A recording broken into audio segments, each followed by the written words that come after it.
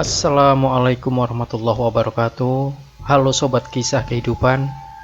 Bagaimana kabar Anda hari ini? Mudah-mudahan fine dan selalu dalam lindungan Allah Subhanahu wa taala.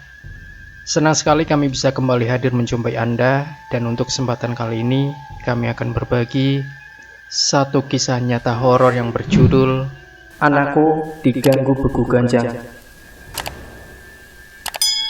Setiap malam anakku menangis ketakutan sehingga dia nyaris mati. Ternyata semua ini disebabkan oleh kehadiran sesosok beku ganjang. Makhluk menakutkan itu sengaja dikirim oleh seseorang yang merasa sakit hati padaku. Bagaimana kisah mistisnya? Aku seorang guru swasta di sebuah SMK di kotaku. Sebagai guru swasta, aku harus tahu diri karena gajiku tidak besar untuk memenuhi semua kebutuhan hidupku. Aku mengutamakan kebutuhan pokok terlebih dahulu, baru kemudian sisanya untuk kebutuhan lain, apalagi aku sudah punya keluarga. Istriku hanya seorang ibu rumah tangga biasa, tapi itu bukan suatu masalah, selagi dia masih bisa menerima segalanya dengan lapang dada.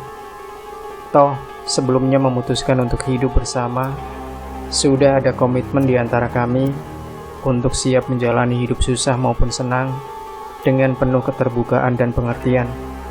Setelah setahun usia perkawinan, kami dikaruniai seorang putra. Aduh, hatiku senangnya bukan main. Semula kami tinggal menumpang di rumah orang tuaku, namun dengan kehadiran si kecil, aku harus mencari rumah kontrakan. Istriku juga setuju dengan keputusan ini. Akhirnya sebuah rumah mungil di dalam gang tak jauh dari tempatku mengajar telah memikat hatiku. Meski tidak besar, tapi arsitekturnya yang bagus membuat rumah itu kelihatan mewah. Kami pun memutuskan untuk mengontraknya dan tinggal di sana. Saat itu ku ingat 17 Agustus 2003, aku dan beberapa sanak keluarga membantu kepindahan kami. Siangnya kami habiskan dengan makan bersama. Hari pertama itu kami nikmati dengan tawa dan canda, juga tentu dengan kebahagiaan. Namun setelah hari kedua, ketiga, dan 1 minggu sudah berlalu, mendadak suatu sore kami kehadiran tamu laki-laki yang mengaku suaminya pemilik rumah itu.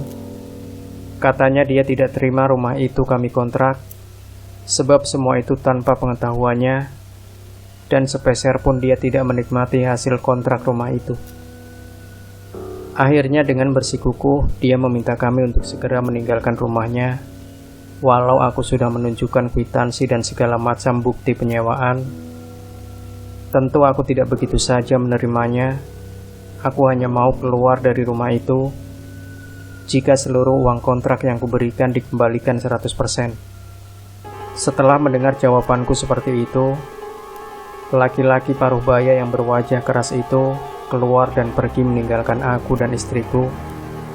Namun sebelum pergi, dia sempat mengeluarkan ancamannya. Aku harap kau tidak menyesal jika suatu saat terjadi sesuatu atas keluargamu. Jujur saja aku tidak begitu peduli dengan ancaman itu. Walau demikian, istriku agak sedikit takut dibuatnya.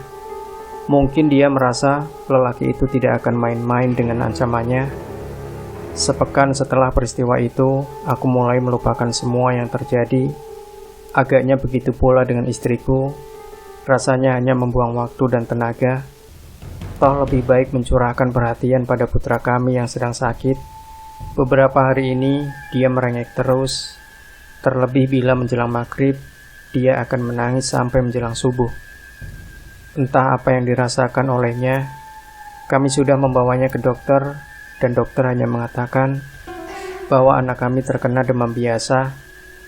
Namun, setelah diberi obat turun panas dan suhu tubuhnya turun, dia tetap saja menangis hampir sepanjang malam. Sore itu seusai sholat maghrib, aku tak sempat berdoa lagi, sebab anakku menangis dengan suara keras, bahkan lebih keras dari malam sebelumnya. Istriku tampak bingung. Maklumlah, kami masih belum punya pengalaman apa-apa menghadapi anak yang menangis seperti itu. Dari gendongan istri berpindah ke gendonganku, kutimang dengan bujukan-bujukan. Namun ini semua tak meredakan tangisnya. Akhirnya aku kewalahan, begitupun dengan istriku. Dia bahkan ikut menangis karena panik. Ibuku yang malam itu kebetulan menginap di rumah kami juga tak kuasa mendiamkan tangis cucunya. Karena tak tahu lagi apa yang harus kami lakukan, akhirnya kupaksakan kakiku untuk melangkah mengajak istriku ke dokter. Walau arlojiku sudah menunjukkan pukul 22 waktu Indonesia Barat, ya siapa tahu dokter akan lebih banyak membantu.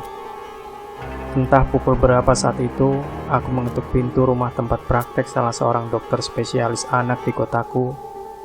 Bel pintu itu sudah berkali-kali berdering, dan tetap tak ada tanda-tanda jawaban dari dalam. Aku putus asa, malah si abang becak yang kami tumpangi ikut memanggil-manggil dokter itu. Hasilnya sama saja. Ternyata dokter itu tak kunjung membukakan pintu. Dengan sisa kekuatan hatiku, ku ajak si abang becak mengayuh becaknya ke praktek bidan tempat istriku bersalin dulu. Aku berharap paling tidak akan ada solusi buat anakku untuk meredakan tangisnya. Namun harapanku juga sirna, sebab bidan itu sepertinya tak sudi membukakan pintu. Tanpa sadar air mataku mengalir. Kulihat putraku yang sudah tenang di pelukan ibunya. Hatiku sedikit sejuk. Sudah tidur dia? Tanyaku pelan. Istriku yang sepertinya sudah begitu lelah hanya menjawab dengan anggukan kepalanya. Kulihat matanya juga berkaca-kaca. Bagaimana kalau kita bawa ke mantri di ujung sana, Pak? Saran si tukang becak. Abang kenal sama mantri itu? Tanyaku kemudian. Giliran si abang becak yang mengangguk. Aku yang sudah pasrah cuma manut. Kembali becak berjalan pelan membelah malam yang kian lengang. Dan anakku pun sudah benar-benar pulas. Apa sudah tidak sakit lagi? Bisik batinku bingung. Mantri ini ternyata cukup berbaik hati, sebab mau menerima kami. Namun anakku hanya diberi primperan drop untuk masuk angin atau kembung. Dan menjelang dini hari itu, kami pun memilih untuk pulang. Setiba di rumah, anakku yang sepanjang perjalanan tertidur pulas, kembali menangis sejadi-jadinya. Aku tak bisa tidur lagi. Kuhabiskan malamku dengan tahajud. Aku berdoa untuk memohon petunjuknya. Karena hampir setiap malam anak kami selalu menangis, maka istirahat kami pun terganggu. Bahkan yang lebih parah lagi, putraku tidak mau lagi menyusu atau diberi susu botol oleh ibunya. Aku semakin resah. Padahal sudah beberapa kali kami bawa ke dokter spesialis anak di kotaku. Tapi putraku tetap menangis bila malam tiba, dan dia tak mau lagi menetek. Akibat kelelahan fisik karena kurang tidur dan pikiran, istriku pun akhirnya jatuh sakit. Bersamaan dengan itu para tetangga juga menceritakan tentang munculnya makhluk hitam tinggi dan besar di jendela rumahku. Berita itu begitu santer karena sering warga sekitar beberapa kali melihat makhluk hitam misterius itu melongo ke jendela kamarku. Seakan melengkapi cerita aneh para tetangga, pernah juga di suatu malam aku dikagetkan oleh suara hingar-bingar di luar rumah. Pintu depan rumahku jelas seperti digedor keras dari luar. Anehnya, cuma aku yang mendengar. Saat aku keluar, ternyata tidak siapapun di luar. Hanya hembusan angin yang cukup dingin membuat tubuhku menggigil menahan takut. Bersamaan dengan itu, anakku di dalam kamar kembali menangis. Tangisan yang membuat hatiku kian pilu. Saat kondisi begitu, aku tidak sanggup berpikir jernih lagi, kalut dan tak menentu. Hari-hari yang kami lalui semakin redup dari tawa dan canda. Jujur, batinku berperang dengan segala keyakinan yang kuanut. Kepasrahanku sudah, bayiku yang kian pucat dan kurus itu kepada ketentuan ilahi. Dia lebih sering menangis, kendati suaranya sudah hampir hilang. Padahal dokter anak yang memeriksa anakku tidak menemukan penyakit apa-apa. Di saat keadaan semakin kacau, seorang teman menyarankan agar aku menemui orang pintar. Walau kuanggap itu konyol, tapi tidak ada salahnya untuk mencoba. Aku membawa putra dan istriku ke salah seorang paranormal. Hasilnya membuat dadaku merasa menggelegar. Ya, Kata si paranormal, rumahku sedang diganggu oleh begu ganjang. Karena itu, setiap dibawa masuk ke rumah, maka putraku akan menangis terus. Dan makhluk hitam yang dilihat oleh beberapa tetanggaku itu adalah sosok begu ganjang yang dimaksud. Ditegaskan juga, begu ganjang itu kiriman dari seseorang yang memang sakit hati padaku. Rumah itu harus segera dibersihkan dengan ritual pengobatan khusus. Ini dimaksudkan agar anak kalian berdua tidak semakin parah sakitnya. Kata si paranormal dengan suara tenang. Aku menyanggupinya. Dan malam itu aku tak diizinkan membawa anakku pulang ke rumah yang kami kontrak. Walau terasa berat, mau tidak mau kami menginap semalam di rumah orang tuaku. Di malam yang sama, paranormal itu melakukan ritualnya dengan air yang telah diberi doa-doa dan kembang setaman. Dia menyiram setiap sudut rumahku. Satu hal yang tidak bisa aku terima akal, dari depan rumahku tanpa harus digali, keluar sebuah bungkusan kain putih. Ketika dibuka isinya puluhan jarum, jeruk purut, paku, ratusan ekor ulat, dan lalat kecil. Bagaimana kalau kita balas semua perbuatan ini, Mbah? Ucapku di tengah keheningan. Si paranormal melirikku, apa tidak lebih bagus kita bersyukur karena Gusti Allah masih melindungimu? Katanya dengan suara bijak. Namun aku yang merasa begitu tersiksa akibat teror gaib ini, sungguh tak bisa memaafkan si pelaku dengan begitu saja. Aku akan siap membayar berapa saja, asal si Mbah mau membalas kebusukan ini. Kataku dengan suara bergetar.